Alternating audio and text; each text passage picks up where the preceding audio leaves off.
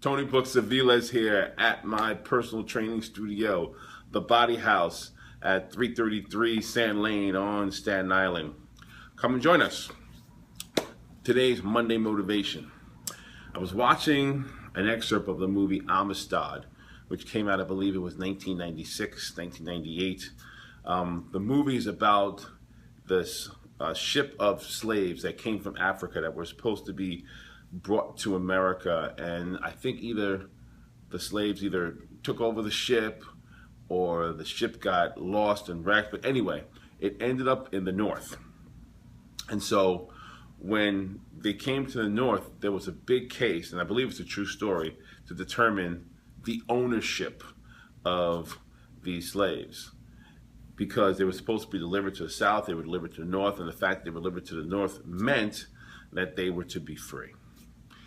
And what occurred was, during the court case, the initial case was won by the attorneys who were advocating for these slaves to go free. Or they actually weren't slaves because they were never enslaved, but for these people to not be enslaved, and they were going to be in America as free people. And what happened was, it was appealed and to be taken to the Supreme Court. So what happened was, there was a big language barrier between the English-speaking Americans and the native tongue of these African natives. But they did have someone who was there who spoke both English and the native tongue of these people. So they were trying to explain to them the appeal process. And the part of the attorney, played by Matthew McConaughey, was trying to explain to them, well, he said to them that they would be going free. And so the interpreter says that to them. And the leader of that tribe didn't understand. And he said, well, tell them that I said you would be going free, but I should not have said that. The interpreter says, I can't translate that. He said, what do you mean you can't translate that? He goes, in our language, there is no word for should, because when people say that they're going to do something, they do it. Ironically, I'm wearing that shirt today. Just do it. Imagine what your life would be like if you never used shoulda, woulda, coulda. If you just did everything that you said you were going to do, and then accomplished and fulfilled everything that you had intended to do. Let's go another level.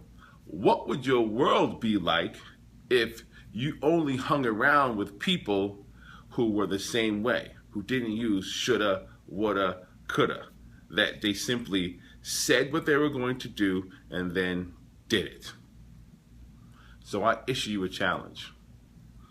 If there are situations or even people in your life who are consistently on should, would, could, it's time to regulate your exposure to them. Now, I didn't say get them out of your life. That's what I do.